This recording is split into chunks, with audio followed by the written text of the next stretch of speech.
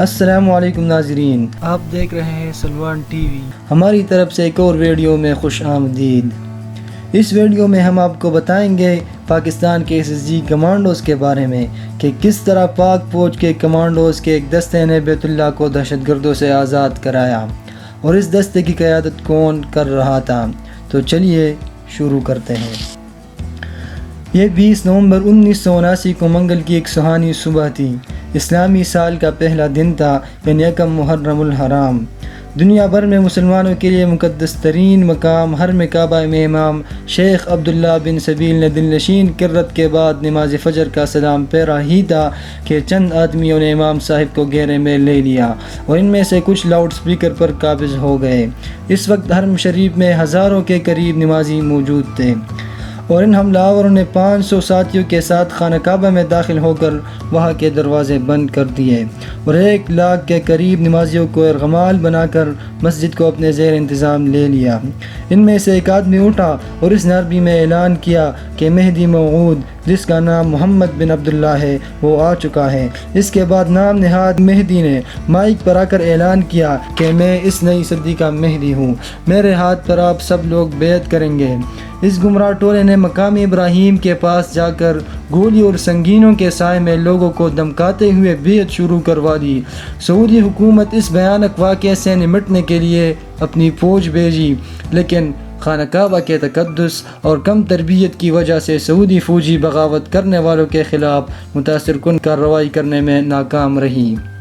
پھر جب یہ خبر دنیا بھر میں پھیلی کہ اس وقت خانہ کعبہ پر دہشت گردوں کا قبضہ ہے تو مسلمانان عالم میں غم و غصہ کی لہر دوڑ گئی۔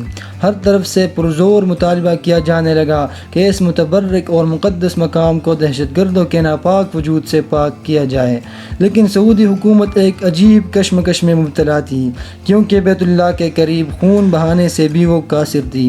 اگر وہاں پر بھاری اسلحے کا استعمال کیا جاتا تو بیت اللہ کو نقصان پہنچنے کا خدشہ تھا، اور بغیر کسی بھاری نقصان کے حرم پاک کو دہشت گردوں سے خالی کروانے کے لیے جس مہارت اور پروفیشنل سکلز کی ضرورت تھی، اس سے سعودی فوج محروم تھی۔ دوستوں، ہم آپ کو بتاتے چلے کہ اس وقت سعودی حکومت کا فرانس گورنمنٹ کے ساتھ ایک خصوصی دفاعی معاہدہ تھا۔ چنانچہ فرانسیسی کمانڈوز نے سعودی فوج کو ہنگامی تربیت دی تاکہ وہ شدت پسندوں کا خاتمہ کر سکے، لیکن چونکہ مکہ میں غیر مسلم افراد کا داخلہ ممنوع ہے، اس لیے سعودی اہلکار فرانسیسی کمانڈوز کو اپنے ساتھ نہیں لے جا سکتے تھے۔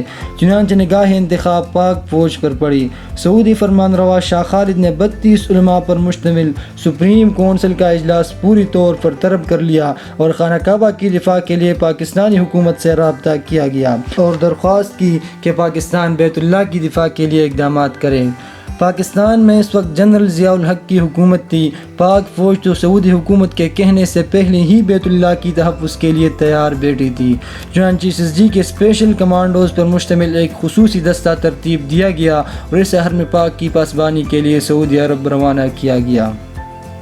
دوستوں، اب آپ کو تفصیل سے بتاتے ہیں کہ جن دہشت گردوں سے بیت اللہ کو خالی کروانے اور ان پر قابو پانے میں فرانسیسی اور سعودی کمانڈوز ناکام رہے، ان پر پاک فوج کے شاہینوں نے کس طرح قابو پا لیا اور بیت اللہ کو ان دہشت گردوں کے ناپاک وجود سے کس طرح پاک کروایا اور پوری دنیا کو یہ واضح پیغام بھیج دیا کہ جب بھی خانہ کعبہ پر کوئی میلی نگاہ ڈالے گا تو پاک فوج بغیر کچھ سوچے سمجھے، خطرات کی پرواہ کیے بغیر اور نتائج کو سامنے رکھے بغیر خانہ کعبہ کی طرف چل پڑیں گے۔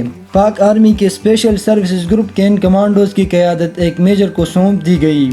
جب یہ مجاہد مکہ المکرمہ پہنچے تو اس وقت بیت اللہ پر قبضے اور محاصرے کو 1 ہفتے سے زیادہ ہو چکا تھا اور لگ بھگ 1 لاکھ کے قریب لوگ حرم شریف میں قید تھے۔ اب خواتین و حضرات، پاک فوج کمانڈوز کا یہ ٹریڈ مارک طریقہ کار ہے کہ اپنے دشمن پر یکدم اور تیزی سے حملہ آور ہوتے ہیں اور اسے سنبھلنے کا موقع بھی نہیں دیتے۔ لیکن یہاں پر معاملہ ذرا مختلف تھا کہ حرم پاک جیسی حساس جگہ تھی، اس کے اندر 1 لاکھ کے قریب لوگ محصور تھے اور اگر ان دہشت گردوں کے ساتھ ڈائریکٹ فائرنگ شروع ہو جاتی تو نہ صرف کئی قیمتیں جانی ضائع ہوتی بلکہ اس کے ساتھ ساتھ بیت اللہ کو بھی نقصان پہنچنے کا خدشہ تھا۔ لیکن اس کے ساتھ ساتھ وقت بھی نہایت تیزی کے ساتھ گزرتا جا رہا تھا۔ چنانچہ پاکستانی جانبازوں نے وہاں پہنچ کر پوری پلاننگ شروع کر دی۔ کیمراز کی مدد سے اس ایریا کا جائزہ لیا گیا کہ جہاں دہشت گرد دندناتے پھر رہے تھے، اور انہوں نے اپنی مسلح گارڈز حرم پاک کے دروازوں پر تعینات کیے ہوئے تھے۔ دوستو، ایس ایس جی کمانڈوز کے اس دستے کے لیڈر میجر کے ذہن میں ایک عجیب ترکیب آئی۔ اس میجر نے سب سے پہلے اپنے جانبازوں کو بلایا اور ان سے خون پر حلف لیا کہ وہ بیت اللہ کی تحفظ کے لیے اپنی جان تک کی بازی لگا دیں گے۔ اب برائے حلف دینے میں کسی مسلمان کو تحمل ہو سکتا تھا، چنانچہ ایس ایس جی کے تمام کمانڈوز نے بخوشی اور اسے ایک سعادت سمجھتے ہوئے حلف دے دیا کہ اگر خانہ کعبہ کی طرف کوئی بڑھا تو سینہ سپر ہو جائیں گے، اپنے سینے پر گولیاں کھائیں گے، مگر بیت اللہ کو کوئی نقصان نہیں پہنچنے دیں گے۔ اس کے بعد کمانڈوز کے اس دستے کے لیڈر میجر نے اپنا رخ سعودی حکام کی جانب موڑا اور ان سے درخواست کی کہ مسجد الحرام کی صحن میں پانی چھوڑ دیا جائے۔ تمام لوگ حیران تھے کہ کس قسم کی پلاننگ ہے کہ دہشت گردوں پر پانی کے ذریعے قابو پایا جائے گا۔ میجر نے اس پر بھی بس نہ کی بلکہ سعودی بادشاہ سے ہیلی کاپٹر کے ذریعے ایس ایس جی کمانڈوز کو مسجد کے صحن میں اتارنے کی اجازت طلب کی۔ آپ جانتے ہوں گے کہ کعبہ کے پاس نو فلائی زون ہے، کوئی بھی چیز کعبہ کے اوپر پرواز نہیں کر سکتی، مگر کچھ دیر تامل کے بعد شاہ خالد نے اجازت دے دی۔ خواتین حضرات، اس کے بعد اصلی ایکشن شروع ہوا۔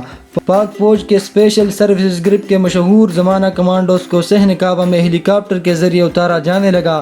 ایک طرف تو یہ کارروائی ہو رہی تھی، دوسری طرف اس میجر کے حکم پر اسی وقت مسجد الحرام کے صحن میں موجود پانی میں کرنٹ چھوڑ دیا گیا۔ اس مؤثر کارروائی کی وجہ سے دہشت گردوں کے شارپ شوٹرز غیر فعال اور مفلوج ہو گئے، اور پاک فوج کے سنائپر نے فضا ہی سے ان دہشت گردوں کو نشانہ بنانا شروع کر دیا، اور اتنی دیر میں پاک فوج کے ایس ایس جی کمانڈوز نے صحن حرم میں اتر کر دہشت گردوں پر قابو پا لیا۔